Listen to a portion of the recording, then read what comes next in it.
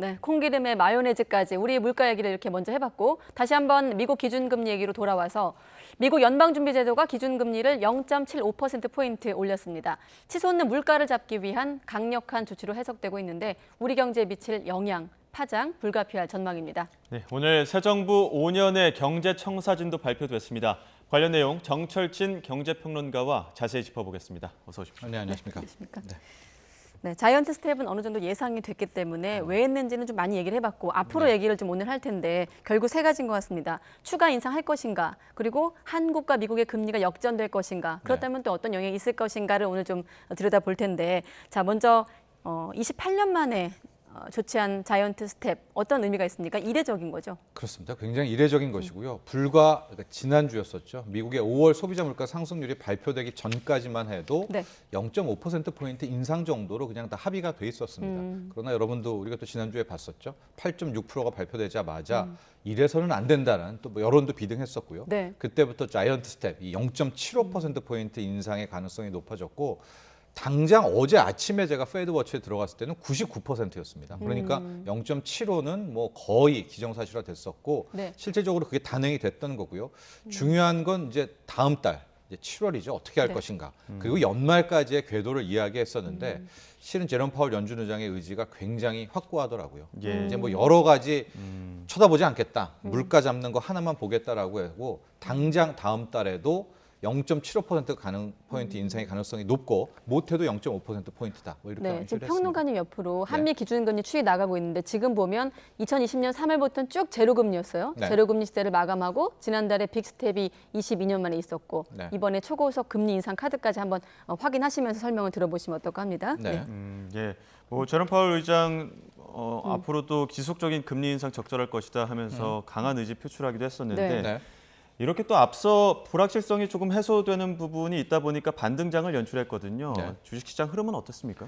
그러니까 주식시장이 좋아하는 거 두 가지, 또 주식시장의 뭐 불문율 다 설명되는 두 가지 치트키 같은 게 있습니다. 네. 첫 번째가 선반영, 두 번째가 불확실성 제거인데요. 예. 실은 오늘 새벽에 끝난 뉴욕장, 그리고 오늘 국내 증시는 조금 다른 모습이었지만 이 두 가지가 일단 적용이 된 겁니다. 일단 선반영 같은 경우에는 0.75%포인트 인상 자체가 갑자기 나왔다면은 이게 굉장히 큰 폭의 하락이었을 텐데 예. 이 정도는 제가 말씀드렸지만 이제 시장이 99% 정도 뭐 이해하고 있었던 거 아닙니까? 그러니까 예. 선반영됐다. 두 번째가 그동안에 얼마 올릴지 그리고 다음 달 어떻게 할지 연말까지 연준이 어떤 정책을 펼칠지에 대해서 실은 긴가민가 불확실성이 있었는데 네.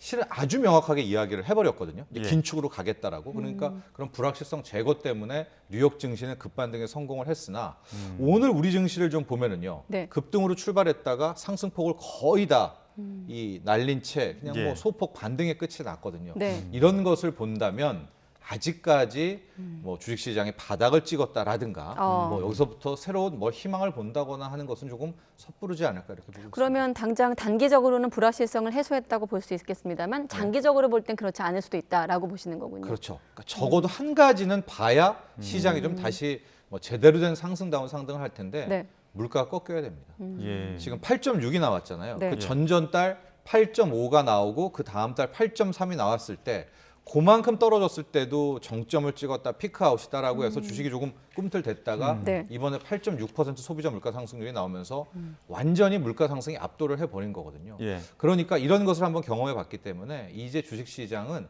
8.6%보다 훨씬 밑, 그러니까 8%도 깬 한 7자는 봐야 소비자 물가 상승률이요. 이 정도는 떨어져 줘야 그래도 우리가 뭐 중기적으로 장기적으로 어떤 뭐 투자라든가 이런 것들을 이야기할 수 있지 않을까 보고 있습니다. 파월 의장이 이런 인상폭은 흔하지 않을 것이다 했지만 네. 뭐 앞으로 있는 네 번의 어떤 회의를 통해서 꾸준히 인상할 것이라는 기조는 분명하게 했습니다. 네. 우리나라 기준금리는 어떻게 따라가게 될까요? 여기서부터가 굉장히 좀 꼬인 문제가 되죠. 오늘 새벽에 끝난 이제 뭐 당장 이달 그리고 다음 달까지도 이야기를 했고 네. 연말까지 연준은 뭐 이거는 물가 상승률이나 그때그때 바뀔 수는 있지만 네.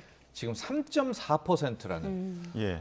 정말 깜짝 놀랄 만한 수준의 연말 이제 기준금리를 예상을 한 겁니다. 지금은 1.5에서 1.75인데 네. 연말까지 3.4 0.75까지 올리겠다. 끌어올려야 된다는 네. 거 아닙니까? 그럼 이제 다음 달에 0.75를 올린다고 쳐도 예. 그리고 이제 3번이 더 남아 있는데 기본적으로 0.5씩은 가야지 이제 저 3.4라는 게 나오니까 네. 보다 2배입니다. 예, 엄청난 긴축이고 엄청난 금리 이제 인상 정책 아니겠습니까? 예. 그럼 당연히 이제 공은 우리나라에게로 넘어오는데요. 네. 지금 표를 보고 계시지만 우리는 이제 1.75. 이달 우리나라 한국은행 금통위는 없습니다.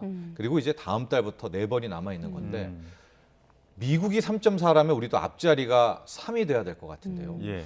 우리는 실은 0.25에 익숙해져 있고 네. 0.5라는 빅스텝도 한국은행에게는 굉장히 부담되는 겁니다. 하고 미국의 이제 5월 소비자 물가 상승률이 발표되기 직전까지만 해도 이창용 총재도 뭐 금리 인상 기존 이어가겠지만 빅스텝은 조금 우리에게는 뭐 이런 뉘앙스를 이야기를 했는데 네. 저는 그럴 때는 아니라고 보고 있고요. 아마 예. 한국은행도 거의 제 생각과 같지 않을까. 그래서 저는 다음 달에 한국은행이 0.5%포인트를 올리는 빅스텝을 단행할 거라고 보고 있습니다. 일단 6월에는 금통위가 없고요. 네. 지금 남아있는 일정들이 7월부터 11월까지 4번 정도 있는 것으로 알고 있는데 네. 우리도 그럼 0.5%포인트를 올릴 수도 있다고 보시는 건가요? 그렇습니다. 당장 7월은 거의 0.5%포인트가 확률이 높지 않을까라고 예. 보고 있고 네. 그다음에 이제 8월, 9월은 없습니다. 10월, 네. 11월, 12월도 없는 상황이게 되는데 네. 그때부터는 미국의 기준금리 인상 추이 그리고 우리나라 자체의 소비자 물가 상승률의 흐름이 굉장히 중요합니다. 우리가 네. 한 가지 알아둬야 될 게 물가만 잡히면은요. 예. 금리 안 올립니다. 뭐 우리를 괴롭히려고 금리 올리는 건 아니니까요. 네. 그 두 가지의 변수가 남아 있습니다. 자, 아까 좀 중요한 부분이기 때문에 다시 한번 그 한미 기준금리표를 보여주시고 지금 기존에 보면 일반적으로 대체로 지금 보시면 우리가 조금 더 미국보다 금리가 높았거든요. 네. 근데 지금 거의 비슷해졌고 이제 이게 역전될 것인가 말 것인가 이 문제를 놓고 이제 앞으로 예상하는 건데 만약에 금리 차이가 벌어지게 된다면 일단 하나 예상되는 부분이 국내에서 외국인 투자 자금이 빠져나간다는 부분. 네. 그럼 또 결국 환율에 영향을 미치는 거 아니겠습니까? 네. 이게 순환적으로 좀 영향을 미칠 수 있다는 건데 이 부분을 좀 설명해 주신다면요. 그렇죠. 뭐 언론에도 뉴스에도 많이 나오는 네. 한미 금리 역전이라는 게 있지 않습니까? 네. 이때 네. 한미 금리 역전이라는 건 우리나라의 기준금리가 있고요. 미국의 기준금리 수준이 있는데요. 네. 가장 이해하기 쉬운 것은 돈이라는 거는 이자 더 주는 대로 무조건 가게 돼 있습니다. 기자적으로. 그러니까 만에 하나 우리나라의 기준금리, 미국의 기준금리가 있고 미국이 더 높다면 달러라든가 이런 외화들은 미국으로 향해 가겠죠. 한국에 있을 필요가 없다는 없죠. 얘기죠. 굳이 네. 저기가 이자를 더 주는데 우리나라에 남아있지가 않겠죠.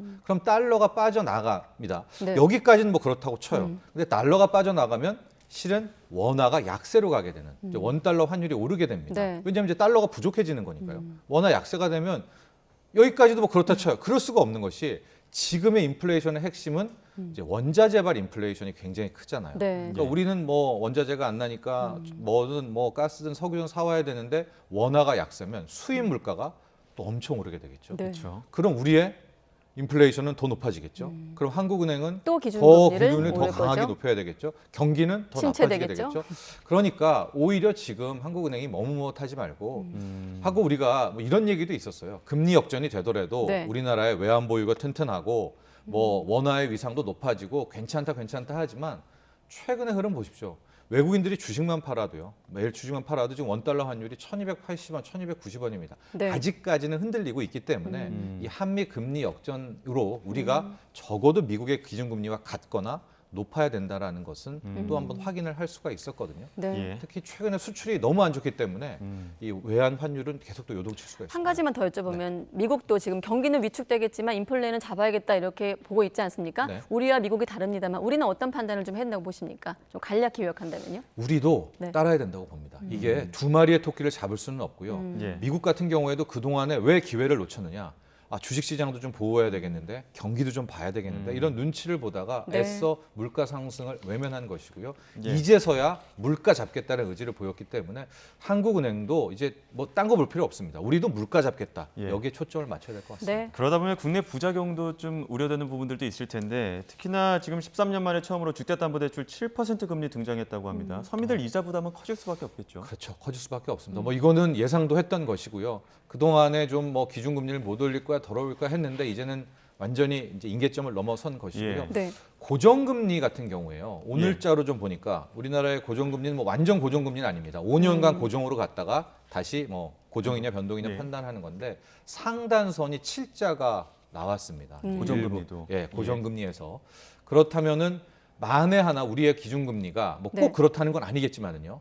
인플레가 계속되고 미국도 계속 오르면서 연말에 3자를 본다면 3%대까지 간다면 실은 주택담보대출금리 8% 시대가 연내에 열리는 거거든요. 자, 네. 8% 네. 시대를 말씀하셨기 때문에 저희가 한번 예시를 한번 시청자 여러분 이해를 돕기 위해서 네. 한번 금리 상승에 따른 주택담보대출 예상 금융비용을 한번 준비해봤거든요. 그렇습니다. 한번 예, 이제 저게 뭐 만기가 얼마고 얼마 빌렸느냐 뭐 다 네. 다르겠지만은 이제 만기 30년으로 해서요. 저 한 14억, 이제 15억 이상은 지금 대출이 안 나가니까요. 네. 14억 7,500을 맥시멈으로 잡고 한 4억 정도를 빌렸을 때를 이야기를 하겠습니다. 지금 4%대에 아마 영끌했던 분들이 가장 많이 빌렸는데 네. 이제 저 금리가 7%까지 올랐다라고 하면 기본적으로 이 내가 갚아야 대출 원리금 30%더 늘어난다고 보시면 되겠고요. 두 배인 8%대로 가게 되면 40%가 더 늘어나게 되는 겁니다. 그러니까 네. 지금 한 230만 원 정도 부담이 뭐 정말 최악의 경우에 뭐 7% 8%까지 간다면 저게 이제 300만 원대를 매달 갚아야 되는 거니까. 네. 그럼 일반 매달 가족들은 100만 원 넘게 더 내는 더 거예요? 내는 되는 네. 겁니다. 예, 그런 상황이 되는 것이기 때문에 음. 특히 이제 저렇게 될 경우에는 부동산 시장도 당연히 흔들릴 수밖에 없겠죠. 그렇게 되면 가계의 부담은 또 커질 수밖에 없겠습니다. 참 영끌 쪽의 비명이 커질 수밖에 없다 이런 분석들 많이 나오고 있는데 지금 뭐 가계부채 부담도 그렇고 경기 침체 우려 나오는 상황에서 정부도 고물가, 고환율, 고금리 삼중고 겪고 있다 이렇게 진단했습니다. 네. 네. 얼마나 어려운 겁니까? 근데 이 세 개가 궤를 같이 합니다. 예. 이 고물가, 고환율, 고금리라는 게요. 잘 보시면은 물가가 높아지면서 이제 소위 말하는 그걸 잡으려고 금리가 높아지는 예. 고금리가 되는 것이고요. 이런 상황에서 왜 또 금리를 높이게 됐냐? 우리 원화가 약해지는 또 이런 고환율이기 때문입니다. 그런데 고환율이 되면 다시 수입 물가가 높아져서 물가를 또 높이는. 네. 그래서 이 삼중고라는 것이 늘 나오기 시작하면 꼬리에 꼬리를 물고 계속됩니다. 그러니까 예. 이때는 어떤 거 하나를 커팅을 해야 되는 것이고요. 예. 이 중에서 가장 원인이라고 하면 물가겠죠. 그래서 윤석열 정부도 물가의 전쟁을 선포하는 것이고요. 중앙은행도 우리 한국은행도 실은 금리를 막 왜 저렇게 높여 그런 분도 계십니다. 실은 일리도 있죠. 네. 금리를 높인다고 해서 국제유가 떨어뜨릴 수 있는 거 아니고요. 저렇게 금리를 높인다고 해서 곡물 가격 떨어뜨리는 건 아니지만 예. 실은 기대 인플레라는 그러니까 경제 참여자들이 1년 뒤에 물가 또 오를 거야, 또 오를 거야 하면 마치 자기 암시처럼 경제라는 것이 물가가 오릅니다. 그러니까 이 기대 인플레이션이 훨씬 더 무서운 게 기대 인플레가 지금처럼 뭐 6%대가 나와버리면 아무리 유가를 잡아도 딴 거에서 좀만 멋터지면 또 물가 올라버립니다. 그렇기 때문에 이 중앙은행, 특히 우리 한국은행이나 미국의 연준은 그 기준 기대 인플레를 정말 완전히 억누르기 위해서라도 이렇게 좀 금리를 또 강하게 빠르게 높이는 거다 이렇게 이해하시면 되겠습니다. 예. 그래서 국내 경제 수장들도 함께 머리를 맞댔습니다. 물가 안정이 가장 시급하다 네. 이런 의견을 모았는데 소비자 물가가 지금 5.4%까지 올라 지난달 같은 경우 서 있는데 어느 정도 예상할 수 있을까요 앞으로? 육자는 볼 것 같습니다. 왜냐하면 지금 윤석열 정부의 또 하나의 딜레마가 이제 한국전력의 전기 요금인데요. 이게 예. 좀 묘한 상징성이 있습니다. 네. 이게 무슨 얘기냐면 윤석열 정부는 지금 정부도 민간 기업이다, 시장 자율로 가겠다, 뭐 그런 이제 이슈 아니겠습니까? 네. 규제를 완화하겠다. 근데 지금 전기 요금 같은 것들을 보고 있으면 굉장히 인위적으로 눌러놨거든요. 왜냐하면 이제 워낙 그 국민에게 미치는 여파가 크고 물가 상승에도 뭐 영향을 주니까. 네. 근데 한전이라는 데는 공기업이기도 하지만 또 주식시장에 상장돼 있는 곳이고요. 이게 시장 메커니즘으로 가야 되면 전기요금 올릴 수밖에 없는 거거든요. 뭐 당연한 수순입니다. 뭐 예. 연료비가 올랐으니까. 그러면 이 그동안의 윤석열 정부의 정책 방향이라면 전기요금도 시장에 맡겨야 될 텐데 이렇게 될 경우에는 당장에 7, 8, 9, 3분기에는 우리의 소비자 물가 상승률도 6%대는 훌쩍 넘을 수밖에 없기 때문에 물가는 또 잡아야 되겠고요. 그렇다면 뭐 전기요금이라든가 공공요금은 또 어떻게 해야 될지 이런 딜레마에 좀 빠져 있다 볼 수 있겠습니다. 인상 여부보다 인상폭도 중요할 것 같아요. 인상폭. 뭐 인상폭 뭐 한전도 뭐 오늘 요구도 하고 네. 뭐 그랬을 텐데 네. 뭐 키로와트 뭐 3원 뭐 5원 이렇게 얘기는 하겠지만 실제로 인상폭은요. 한 번 열면 즉 이 이제 소위 말하는 한전도 전기료도 시장 상황에 맞춰서 올린다라는 게 열면 글쎄요. 앞으로는 뭐 계속 쭉쭉 맞춰서 올라갈 수 있겠다. 그러니까 올리느냐 마느냐가 굉장히 뭐 중요한 대목이라고 볼 수 있겠습니다. 네. 민간에 가능한 충격은 좀 덜 주면서 물가를 잡아야 될 텐데 민간에서도 이 어두운 터널이 언제쯤까지 지속될 것이냐, 언제 끝날 것이냐 이런 기대들도 하지 않겠습니까? 내년에 좀 나아집니까? 한국은행은 일단 인플레이션이 내년 1분기까지를 간다고 보고는 있는데요. 지금 보면 지금 나오고 있는 인플레이션이 굉장히 악성이거든요. 예. 이게 뭐 공급 쪽에만 있는 문제도 아니고 공급에다가 수요에다가 또 코로나19에 따른 글로벌 공급망이 파괴된 것이고요. 실은 이 석유 시대, 그러니까 클린 에너지 시대가 아니라면 예. 산유국들이 진작에 증산을 했을 겁니다. 근데 산유국들도 지금 석유의 종말을 앞두고 마지막 사활을 걸고 있는 겁니다. 그러니까 예. 증산을 안 해줘요. 네. 뭐 누가 압박을 하고 미국이 뭐라고 해도 안 올리고 있고 이런 상황이기 때문에 현재 이 인플레를 깰 수 있는, 꺾을 수 있는 어떤 희망의 빛이라든가 이런 것은 당분간은 좀 보이지 않고 있습니다. 뭐 우린 이런 생각하죠. 우크라이나 사태만 해결되면 예. 다 잘 될 거야. 근데 그것도 좀 생각해 볼 문제가요. 이제 우크라이나 사태가 해결됐습니다. 네. 그럼 당장 우리가 러시아산 원유 갖다 써줘야 됩니까? 러시아를 경제 제재를 풀어줘야 됩니까? 왜냐하면 러시아는 이미 전쟁을 일으킨 나라인데 예.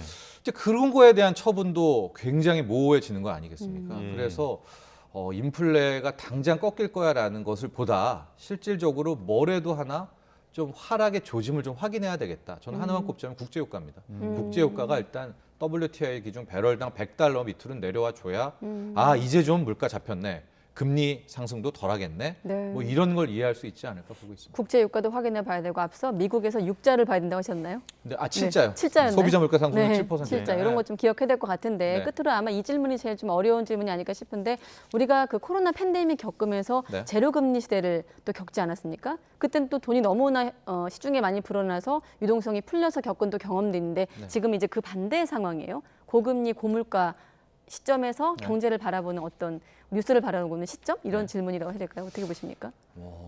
파티는 끝났다라는 얘기 많이 하지 않았었습니까? 잔치는 끝났다, 파티는 네. 끝났다. 파티가 끝날 때 많이 나오는 경제 주체들뿐만이 아니라 우리가 일반적으로도요. 네. 무슨 회식 자리에서도요. 파티가 끝날 때 그냥 이쯤에서 확 집에 정리하고 집에 가는 분도 있지만 끝까지 남아서 안 끝났을 것 같아. 네. 파티를 더 누릴 것 같아라고 하는 분도 있지 않습니까? 그러다가는 안 된다는 거예요. 지금 파티는 끝났기 때문에 빨리 집에 갈 사람 집에 가고 이제 그동안에 내가 어떤 부족한 분들을 뭐 빚이라든가 이런 것들을 채워야 되는 그런 쪽으로 나의 생활이든 투자든 모든 것들을 좀 바꿔나가야 되는 유동성 잔치는 이제 정말 끝난 것 같아요. 네, 어렵다고 했는데 쉽게 질문 답변해 주시네요. 네. 네, 뭐 상황을 좀 수습하고 현재 뭐 경제 시장 같은 경우에도 좀 조심스럽게 지켜봐야 되는 그런 상황인 것 같습니다. 네. 지금까지 정철진 경제평론가와 함께 경제 상황 짚어봤습니다. 고맙습니다.